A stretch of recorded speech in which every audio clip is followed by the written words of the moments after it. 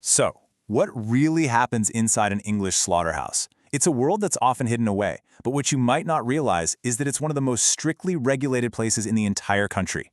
Today, we're going to pull back the curtain and look at the system on paper, the laws, the people in charge, and the procedures that are meant to govern every single step.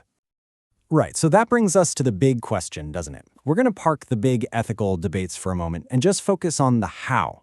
How is it supposed to work right now under the law? What are the rules? Who makes sure they're followed? Let's get into what this system of protection actually looks like. Okay, so the first thing you've got to get your head around is that, in theory, absolutely nothing is left to chance. We're not talking about guesswork here. Every single action is meant to be governed by a specific set of rules. The whole point is to create a process that's predictable, controlled, and, well, has animal welfare baked into it from start to finish. And this is the big one. If you're going to remember one acronym, it's this: WATOK. It stands for the Welfare of Animals at the Time of Killing Regulations.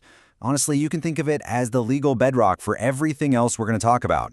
It takes all the big ideas about welfare and turns them into actual enforceable rules for every single slaughterhouse in England. And these 4 points, they basically sum up the entire philosophy behind the law. And let's be clear, these are not just nice suggestions. They are legally binding pillars. You've got spare animals any avoidable suffering, make sure staff actually know what they're doing, guarantee the animal is unconscious before death, and keep all the equipment in working order. Pretty much every other rule we look at today flows from one of these 4 principles. All right, let's follow the journey from the beginning. Now, you might think all the rules kick in once an animal is inside, on the slaughter line, but that's not the case at all. The legal oversight starts the moment, literally the second, a transport lorry pulls up to the gate. And this is really important. This isn't just a random spot check. The law is very clear. There has to be a proper, systematic assessment of every single group of animals that arrives. It's all about that initial check, spotting any animals that might need immediate help or have special welfare needs, and making sure they're prioritized right from the get-go. So who's the person on the ground responsible for this? Well, that would be the Animal Welfare Officer, or AWO for short. And in most places, this isn't just a job title somebody volunteers for. It's a legal requirement.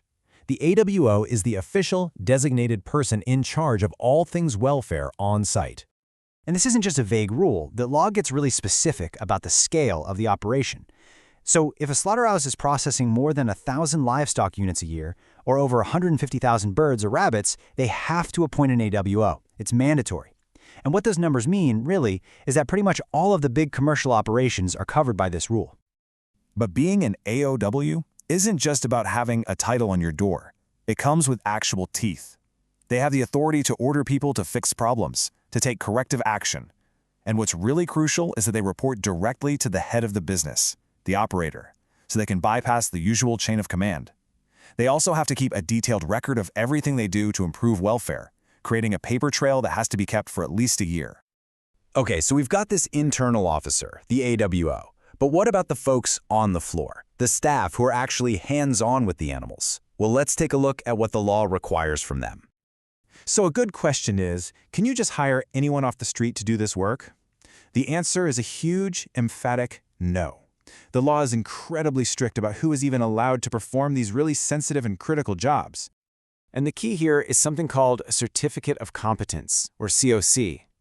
Now, it is so important to get this straight. This is not just a certificate you get for showing up to a training course. You have to think of it as a legal license to do the job. If you don't have a valid COC for the exact task you're performing, you are quite literally breaking the law. And this just goes to show you how comprehensive this whole licensing system is. A COC isn't just for the final act of slaughter. Nope. You need one to handle the animals, to restrain them, to stun them, and even to check that the stunning has actually worked. Basically, if you are having any direct, hands-on contact with a live animal in that process, it's an activity that requires a legal license. Right. So we've got an internal officer, the AOW, and we have licensed staff. But what about checks from the outside? Who's watching the watchers? Well, that brings us to the next layer of this whole system: constant oversight and some seriously detailed rules. This is where the Food Standards Agency, the FSA, steps in. They're what's known as the competent authority in England. It's their job, plain and simple, to provide that independent external oversight. And this means that in every single approved slaughterhouse, you will find an official veterinarian and inspectors from the FSA right there on site whose whole purpose is to verify that the rules are actually being followed. And these guys have some serious power. They don't just stand there and watch. The FSA officials can inspect absolutely everything, check all the paperwork, and monitor whether everyone's sticking to the WATOK rules. And here's the kicker.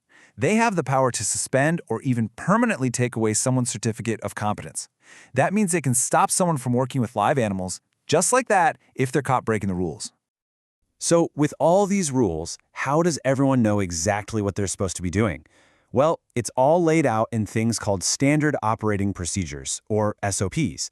The law says there has to be a detailed, step-by-step SOP for every single process that involves a live animal. This isn't just for consistency, it's also a tool for accountability. The FSA can walk in at any time and demand to see these procedures to make sure they're up to scratch. 90 days. That number, it represents a huge change in how things are monitored. Since back in 2018, it's been the law in England for CCTV cameras to be installed in every single area where there are live animals. And that footage, it doesn't just get wiped at the end of the day. It has to be kept securely for a full 90 days. And here's why that 90-day rule is such a big deal. That footage is basically a verifiable record of what went on. An FSA inspector can show up and at any time ask to see the footage from any day, any time within that 3-month window. They might be investigating something specific, or they might just be doing a random check to see how things were being done a few weeks ago. Okay, so you've got all these rules, all these procedures, all these checks. But what happens when things go wrong? I mean, what are the consequences? Well, the system isn't just there to encourage good practice. It's also designed to come down hard on bad practice. This is where accountability comes in. And the consequences can escalate pretty quickly. It might start with a formal notice, basically an order to fix a problem right now. But for more serious stuff, an individual can have their license to operate, their COC, taken away from them.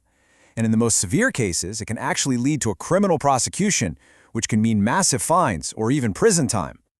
And look, these are some of the things that can land you in hot water. And it's not just about what you might think of as direct cruelty. Just working without the right license, or deliberately getting in an inspector's way, or giving them dodgy information, those are all serious offenses on their own. The whole system is designed to protect itself, to protect its own integrity. Just listen to this quote from the actual regulations. It gives you a real sense of the level of detail we're talking about. The law gets right down to things like making sure animals are protected from bad weather and have enough ventilation. And at the end of the day, the buck stops with the business operator. They're the one who is held legally responsible for making sure every single one of these conditions is met. So when you boil it all down, the crucial thing to understand is that the system is built in layers. You've got the internal welfare officers, you've got the licensed staff, you've got the external vets watching over them, you've got mandatory CCTV recording everything, and you've got serious legal penalties waiting if things go wrong. It's all designed to create this complex web of protection. But the big question that's always going to linger is, can a system on paper, no matter how detailed, ever be a perfect guarantee of what happens in practice?